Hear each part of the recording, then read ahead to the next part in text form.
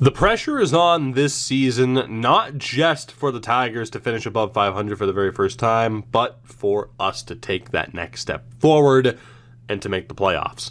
Over the past few seasons, we have been running out of excuses, and I gotta be honest, I mean, granted, due to, some of these overalls are up due to morale, but you look at this team, bullpen might have some slight issues, but you look at this team, we really are out of excuses. This should be a team capable of making the playoffs.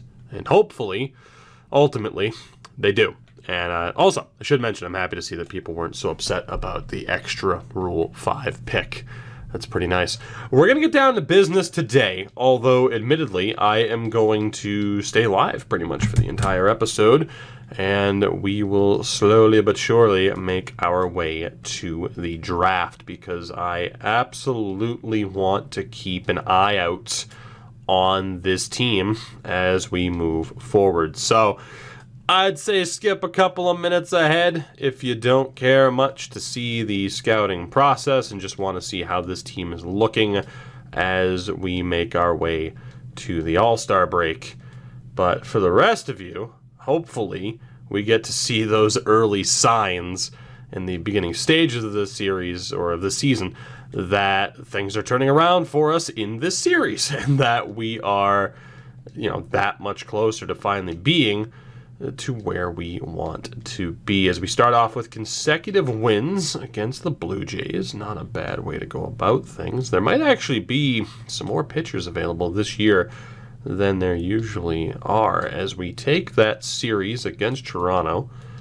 And there we go. We have discovered all pitchers. Very good. Start focusing on catchers again at this point. We're not exactly looking for anything in particular in the draft, so we put up 11 runs on the Yankees. All catchers have already been discovered. Again, you have 4 scouts focused on the same region. Things go pretty quickly in terms of finding all of the available players. And right now, we're looking good. This is the best start to a season we've ever had at 6-2. Long way to go, of course, but promising signs as we get absolutely destroyed by the Royals. There go those promising signs as quickly as they showed up. Good thing is we only have the outfield left to scout here. We do end up getting a little bit of a measure of revenge against the Royals by taking that series. And outfield-wise, we'll have all of these guys figured out and discovered pretty quickly. We take on Cleveland, win the first game, get absolutely crushed in the second. So I think it's fair to label it as inconsistency issues. Let's start off by looking at catchers here. Figueroa, not available. Castilla, not available. Jamison Kuwata, obviously is. Lozano is also available. Machias, no. Da Costa, yes. Deandre Da Costa, the Jamaican. Sanchez, not there. Patrick Young, Dutchman, is available. We're going to start simming about every 4 days or so has been the sweet spot with the scouting staff as of late as, damn.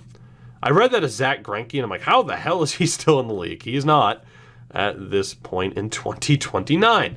That would have been what I would call one hell of a glitch if Zach Greinke was still available. So again, Dominican's not available to us. Venezuela, not available. So we have Sanchez, not available. Guzman, not available. And Cordova, not available.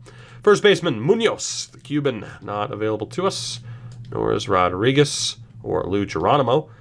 Padilla or Montanez. So not a single first baseman, or at least a natural first baseman for us. Booker Peters, and you can already see the issue that we're going to have in the upcoming draft as Gaylord McGill, God, please be good, is available. Michael Yang, I guess it would be? I'm not sure how to pronounce that properly. Let me know. We at least have a couple of options here, though, which is nice. Is Gaspar available? He is! Chuck Gaspar, hello. That's a promising little option right there. Matt Mendoza's not there. Jaquez also not available. So combine the fact with knowing that there's going to be a lot of compensation picks for the AI. I think just in general, you can already see it. It's a very short list of options that we have in terms of who we can actually even draft. So don't expect much out of this upcoming draft for us. We have a Mexican available. Alvarado's Cuban. Ibar Panamanian. He is available. And then again, maybe, Manny De La Cruz. We might have some outfielders available to us, which is fine by me. I mean, we already have quite a bit of outfield depth, of course. And I should note that I changed Michael Chen to be more of a utility player. And while he's had limited plate appearances, he's actually been pretty good. I feel so bad for Chris Hummel, but again, there are just certain guys where it's like there's no way I can have you in this lineup, as the White Sox absolutely devastate us to push us under 500. But judging by their record, there's really no shame in that. Johnny Carter's available. Villanueva, no. Feliz, no. So we go to our final few position players. Todd Cowen, a lot of Dutchmen in this draft. Jeremy Gindel. I have never seen that as a name out of the name pool. Gindel. All right, then, as the Red Sox also give us a hard time. So struggling as of late. Might take a look at changing things around for the sake of trying to spark something with the team. Do we have any top-notch starters? Colt Vaughn could be that. Joel George out of Germany. Muhammad Dillon's not available. You are from the Central region. Linden, another German, also available. Let's take a look here. Rotation-wise, Ken Linder and John Keita have sucked, but the good thing is for them, Ken Francis has been equally as bad, so there's really not too much to change there. Lineup-wise, we'll probably leave it as is. Cam Ling is hitting 402. Jesus Christ. 408 from Mendoza.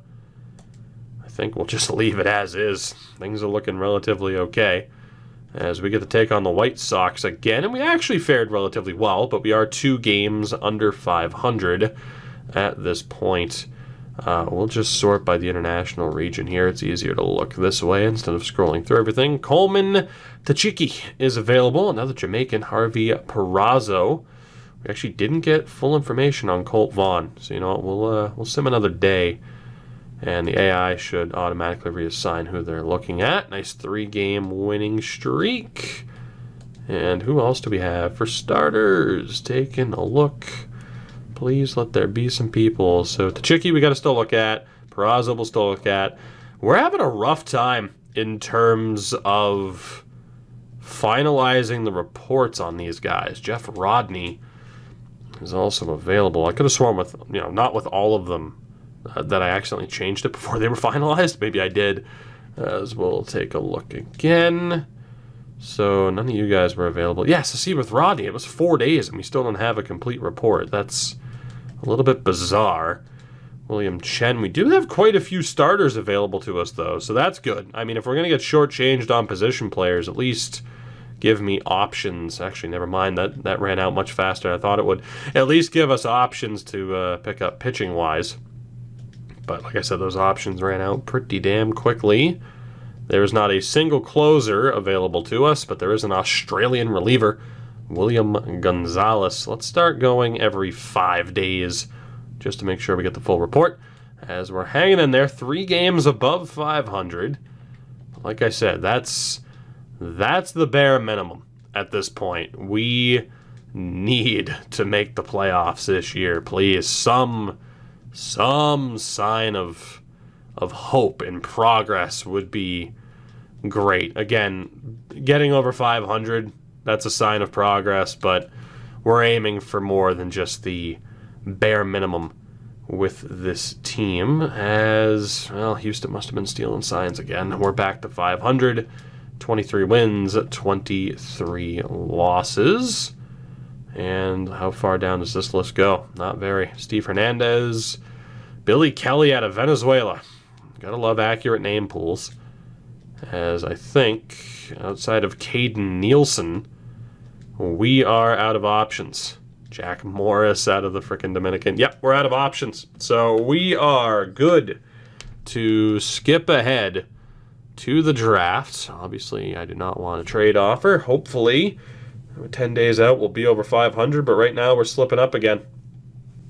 29 and 31. We're going to be under 500 as we begin the 2029 draft. The Yankees actually have the top pick, and they took the Canadian third baseman Chuck Gaspar. So let's see what's left for us here in what is looking like a relatively weak draft. I gotta be honest. You know what, we'll still go from the top here. So we start off with Colt Vaughn, who is a decent option. Has the cutter as his primary pitch. Decent.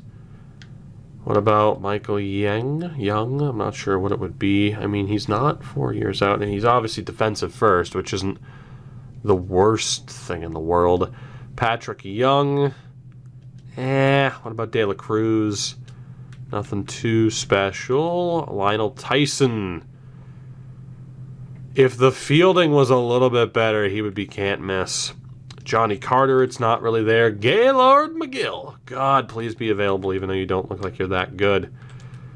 I think we have no choice. We got to go for the starter. Colt Vaughn is going to be the pick. Unfortunately, some of the other guys I was interested in, they just weren't there. And surprisingly, in between the first and the second round, Gaylord was just picked. That's unfortunate. We didn't... wow, those are all the players we have left. We didn't get screwed on compensation picks. I wouldn't be surprised if this is a 3-player draft for us. William Chen, I mean, the hits per 9, that's brutal. William Gonzalez is okay. Not amazing. Might allow too many walks. Lozano, we might as well forget about. Tsuchiki's okay. You probably see potential. Padilla, the velocity and the break is tremendous, but the amount of home runs he could potentially give up and the lack of control is a problem. Gindel is there. Good option at the plate, but he's 21 and 4+ years out. There isn't one. Never mind. I kind of like the look of Deandre Da Costa. As if I haven't selected enough catchers in either of the 2 drafts. I have hit down 3 times. There we go. Alaniz is also available, but he's 22. So I don't really believe that he's going to be that decent. Michael Ibar. Jamison Kuwata. It's going to be one of the 2 catchers, I think. Patrick Young's pretty well-rounded. It comes down to Da Costa or Kuwata. Kuwata is 2 years older. Same ETA. That's rough. Obviously, the better contact. What about the blocking? I'm going to go for the younger option. We're going for Deandre Da Costa. And we'll see when our next pick is. Yep, there we go. Now we're getting shafted off of those compensation picks. Kawada's still there. Now, I don't want to solely pick catchers, but, you know, Tsuchiki is a bit of a rough one. Alaniz isn't really necessarily worth it. He's going to have such... he's going to be 26 or older by the time he's ready. Lozano's terrible. For me, it comes down to Kuwata or Tsuchiki. I'm going to go for Kuwata. Jamison Kuwata's the pick. Did not expect to take 2 catchers in this draft, but that is the hand. Tsuchiki almost made it to us. That's the hand we've been dealt, and that leaves us with these 3. Johnny Carter is not good. Lozano is not good. Might as well take the Mexican Pedro Alaniz and see if he ever makes it. Why not? You know, might have a shorter career. But he's the one to go for, and I think that leaves us with 1, and it does. Cesar Lozano, another catcher. So shockingly, we end up making multiple picks in this draft. Or obviously more than multiple, but way more than I thought we would. As far as the quality, though... well, let's find out. Colt Vaughn was a pretty good pick. I gotta be honest, for just outside of the top 10 to be 18, mid-60s, with a high B potential. Very happy with that. For, I mean, we gotta call him the Wild Thing, right? His name's not Rick, but maybe it is. Da Costa is an interesting C potential prospect. I mean, nothing too special, but obviously the glove and the arm strength are interesting. If the reaction time was a little bit better, despite his height, you could see moving him over maybe to third. He'll obviously be signed, though, as will Jamison Kuwata. I mean, again, not exactly the players I wanted, or at least in terms of their primary position, but they're still good pickups for us.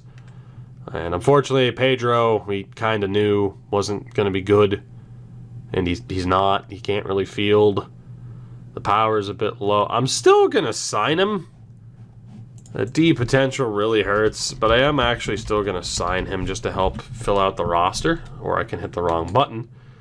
And then Lozano, he's a 45, so that's not ideal, but we'll sign him up too. So not a phenomenal draft for us, which really doesn't surprise me, but I'm not necessarily too upset about how we did there. It was okay. It was all right, given the circumstances of what we were dealing with. Speaking of what we're dealing with, we have an injury to the main team, and it is Mendoza. Actually, it's Cabral, 6-month injury for Cabral. That's rough. That is rough.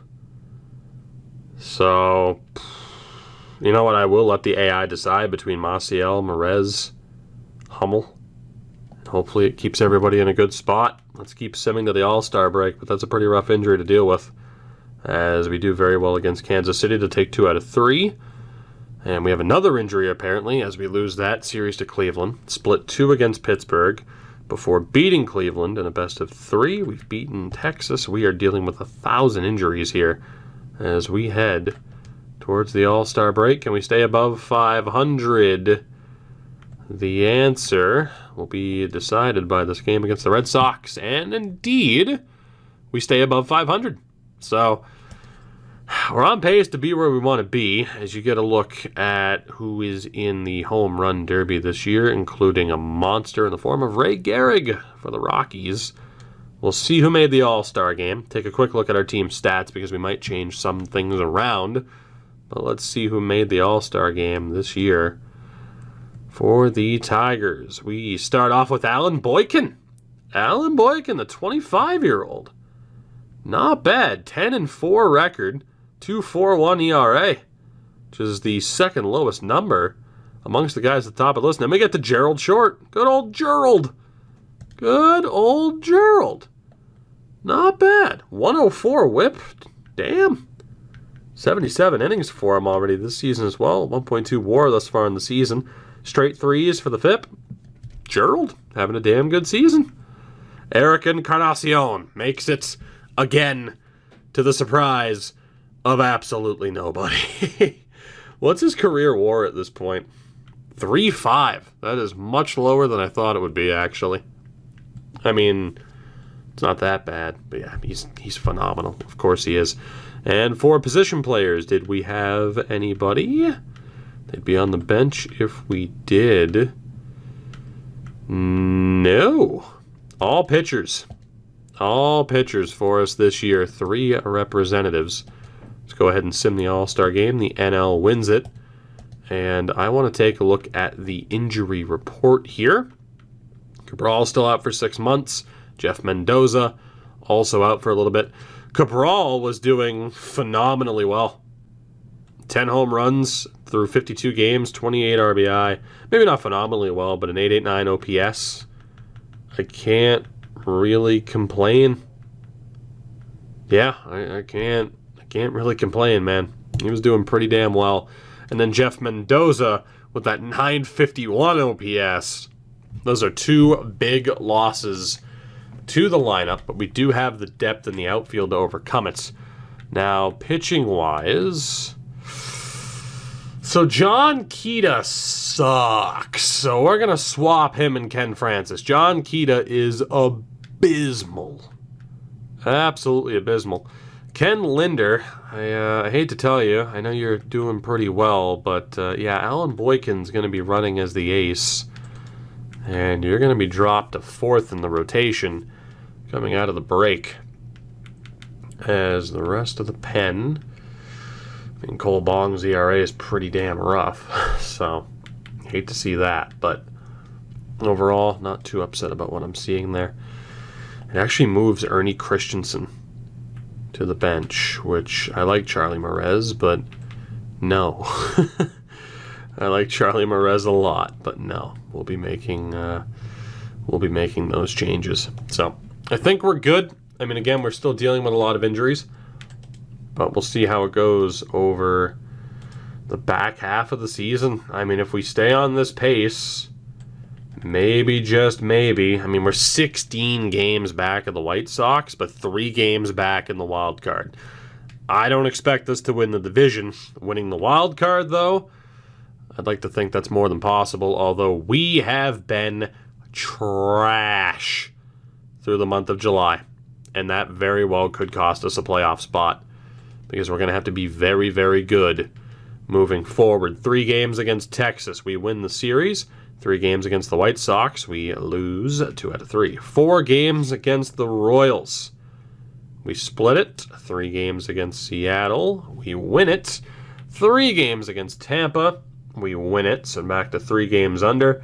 4 games against Houston, we take 3 out of 4, and 3 games against Minnesota, we lose that series. So we're 2 games under. 3 games against Cleveland, we swept them, or 1 game over. Final game of the month, we have 4 games against the Twins here heading into September. How will we do? The answer is very, very well. The AAA club sucked. The AA club sucked.